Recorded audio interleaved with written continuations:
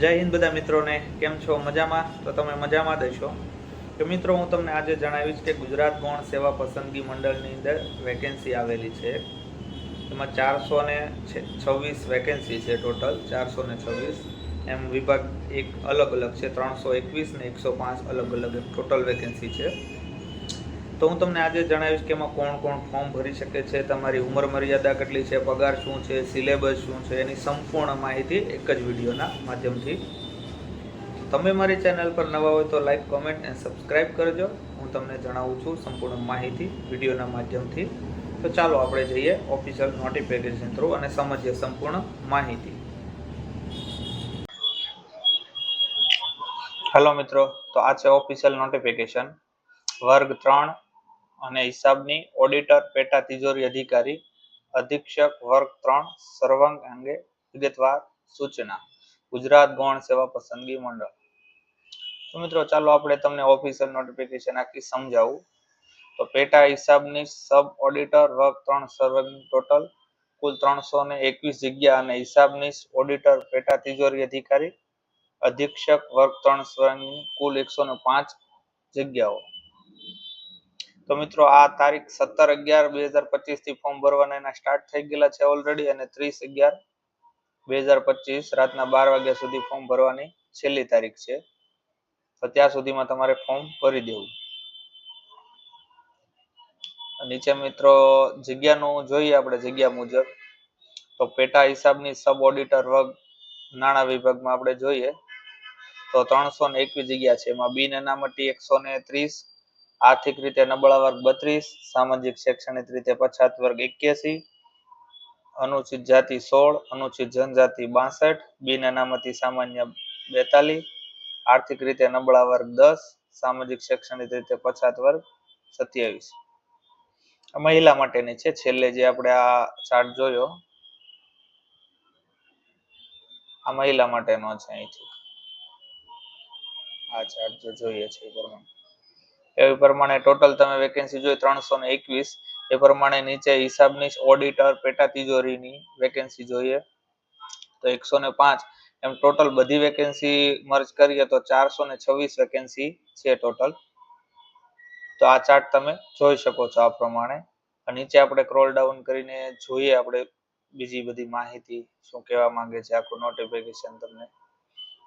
તમારી વય મર્યાદા 30/11/2025 ના રોજ ઉમેદવારની 20 વર્ષથી ઓછી નહીં અને 35 વર્ષથી વધુ નહીં.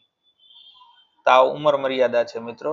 આનું તમારે નોંધ લેવું. ઉંમર મર્યાદા 20 થી 35 વર્ષ, 20 વર્ષથી નીચે નહીં ચાલે. બાકી નીચે તમને એજ રિલેક્શન જે તે મળવા પાત્ર છે કેટેગરી વાઇઝ એ નીચે મુજબ આ મુજબ છે. સામાન્ય કેટેગરી મહિલા ઉમેદવારને 5 વર્ષની છૂટ મળવા પાત્ર છે, મહત્તમ 40 વર્ષ. અનામત કેટેગરીના પુરુષ માટે 5 વર્ષની, તો એને પણ 40 વર્ષ થાય. અનામત કેટેગરી મહિલા ઉમેદવારને 5+5 એટલે ટોટલ 45 વર્ષ. સામાન્ય કેટેગરીના દિવ્યાંગ ધરાવતા પુરુષ ઉમેદવારને 10 વર્ષ એટલે એને ટોટલ 45 વર્ષ. આ રીતે તમને એજ રિલેક્શન મળવા પાત્ર છે. દિવ્યાંગતા ધરાવતી મહિલા ટોટલ આ રીતે હોય તો ટોટલ 45 વર્ષ. ટોટલ મેક્સિમમ હાઈએસ્ટ 45 વર્ષ છે ટોટલ. તમે જો કોઈ વિકલાંગતા ધરાવતા હોય તો એના માટે છે.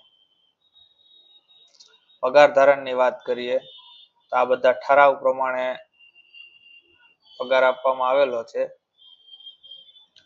તો નાણાં વિભાગમાં હિસાબી અને તિજોરી નિયામક કચેરી પેટા હિસાબ સબ ઓડિટર વર્ગ 3 26,000 પ્રથમ 5 વર્ષ માટે પ્રતિમાસ ફિક્સ, અને 5 વર્ષ પૂરા થાય પછી તમારે 25,500 થી 81,100 લેવલ 4 નું તમને મળવા પાત્ર રહેશે પગાર.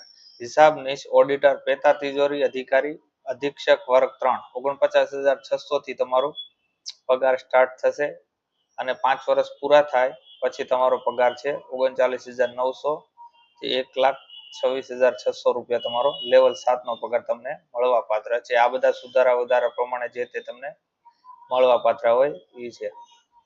શૈક્ષણિક લાયકાતની વાત કરીએ તો degree bachelor of business administer, BCom, bachelor degree, BSc, એમ ટોટલ તમે ગ્રેજ્યુએશન આ રીતે આ લખેલા છે એ સબ્જેક્ટમાં તમે ટોટલ હોય તો તમે ફોર્મ ભરી શકો છો. બીકોમ, બીએસસી આ રીતના તમારા બધા bachelor of arts economic mathematics સબ્જેક્ટમાં આ રીતે તમારા હોવા જોઈએ બીએસસી ટાઈપ.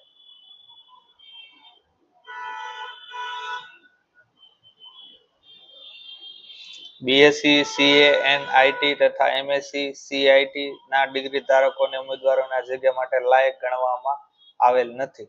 તો મિત્રો આ તમારી પાસે ડિગ્રી હોય તો તમારે નોંધ લેવી કે તમે ફોર્મ ભરી શકતા નથી ગ્રેજ્યુએશન પર તમે, એની તમારે નોંધ લેવી.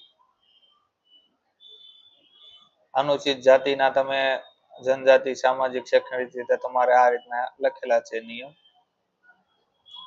તમે સામાજિક અને શૈક્ષણિક રીતે પછાત વર્ગમાં આવતા હોય તો તમારે નોન ક્રિમિનલ સર્ટિફિકેટ 1/4/2023 થી 30/11/2025 સુધીનું નોન ક્રિમિનલ વચ્ચેથી હોવું જોઈએ. મેક્સિમમ 1/4/2023. આ તમારે ખાસ હાઇલાઇટ કરું છું મિત્રો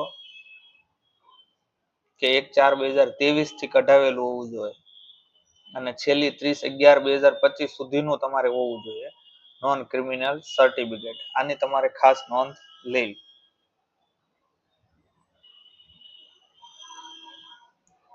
નીચે ઈડબ્લ્યુએસ હોય તો ઈડબ્લ્યુએસ પણ તમારે ઈડબ્લ્યુએસ ની 1/12/2022 થી 30/11/2025 સુધીનું તમારી પાસે ઈડબ્લ્યુએસ સર્ટિફિકેટ હોવું જોઈએ.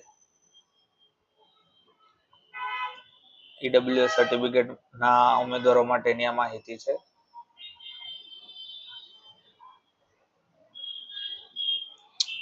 દિવ્યાંગનું સર્ટિફિકેટ જે તે તમને લાગુ પડતું હોય એ જોઈ લેવું. માજી સૈનિક માટે છે, વિધવા ઉમેદવાર, રમત ગમત માટેનું છે.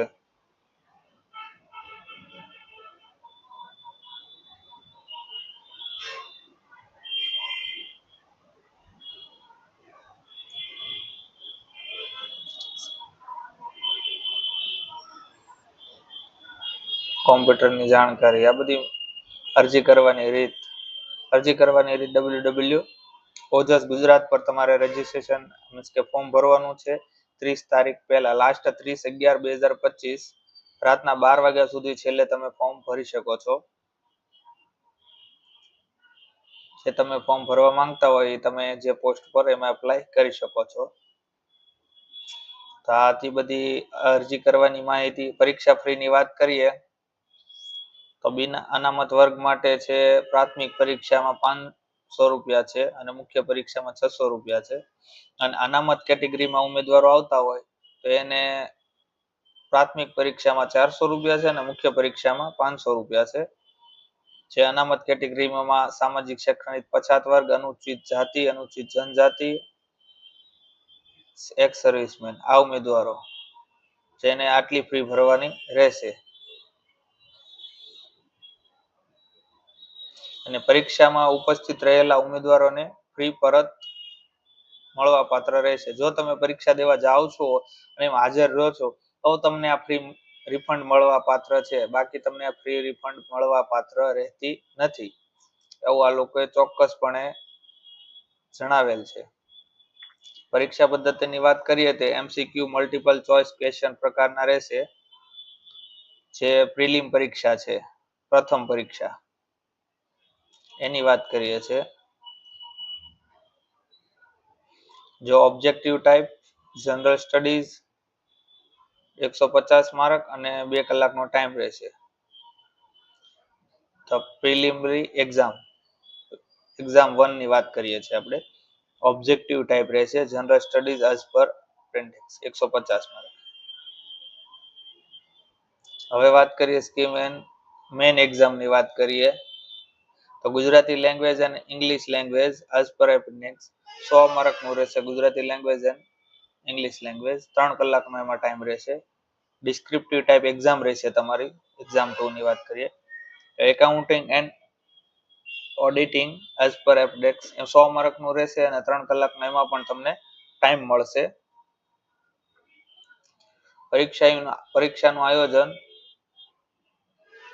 જે તે ટાઈમ પર તમને જે તે અપડેટ આ વેબસાઇટ તમારે ચેક કરતી રહેવાની, ત્યાંથી તમને માહિતી મળતી રહેશે કે ક્યારે એક્ઝામ લેવાની છે.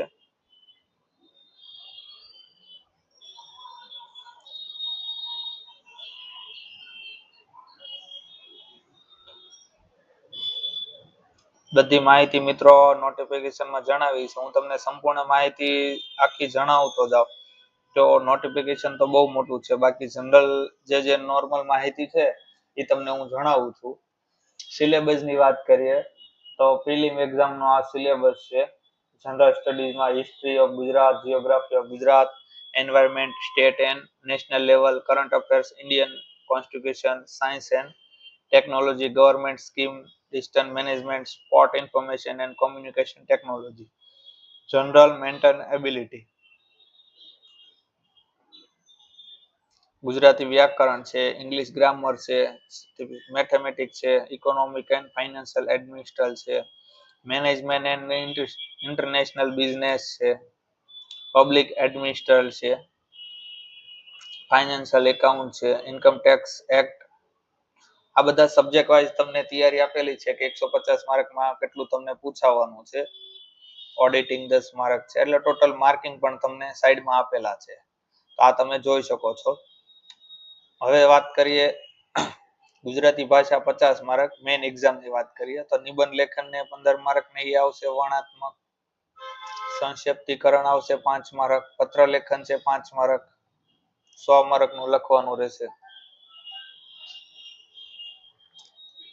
ચર્ચા પત્ર છે 10 માર્ક, અહેવાલ લેખન છે 200 શબ્દોમાં. ભાષાંતર અંગ્રેજીથી ગુજરાતીમાં અનુવાદ 5 માર્ક. આમ કરી ટોટલ 50 માર્ક છે. અને 50 માર્ક ઇંગ્લિશના છે. એસે રાઇટિંગ 15 છે, લેટર રાઇટિંગ 5 છે, રિપોર્ટના 10 માર્કિંગ છે, રાઇટિંગ વિઝ્યુઅલ ઇન્ફોર્મેશન અબાઉટ 150 શબ્દ, report on paragraph, image bloom chart 10 mark છે, પ્રેસે રાઇટિંગ છે, ટ્રાન્સલેટ એમ શુડ ગુજરાતી ટુ ઇંગ્લિશ છે. આમ કરીને ટોટલ 100 માર્કનું છું, 50-50. પેપર 2 ની વાત કરીએ તો ગુજરાતી, એમાં 100 માર્કનું છે ટોટલ. તેમાં ફાઇનાન્શિયલ એકાઉન્ટ લખેલું છે, કોસ્ટ એકાઉન્ટિંગ લખેલું છે. એટલે સબ્જેક્ટ વાઇઝ તમને માર્કિંગ આપેલા છે કે કેટલા માર્કિંગ નું પૂછાવાનું છે.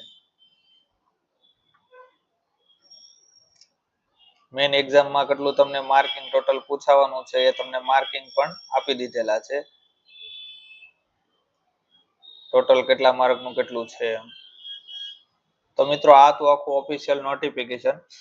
તમને મારી ચેનલ પર વિડીયો જોવા ગમતા હોય અને તમને મારી માહિતી કરેક્ટ સાચી લાગતી હોય અને પરફેક્ટ તમારે કામ આવતી હોય તો મારો વિડીયો લાઈક, કોમેન્ટ અને સબસ્ક્રાઇબ કરવાનું ના ભૂલતા. મારી ચેનલ પર તમને આવા જ વિડીયો જોવા મળતા રહેશે. તમને ઇન્ફોર્મેશન તમને કામમાં આવે એવા માટે વિડીયો મારી ચેનલ પર અવારનવાર જોવા મળતા રહેશે. તો ચાલો, જય હિન્દ બધા મિત્રોને.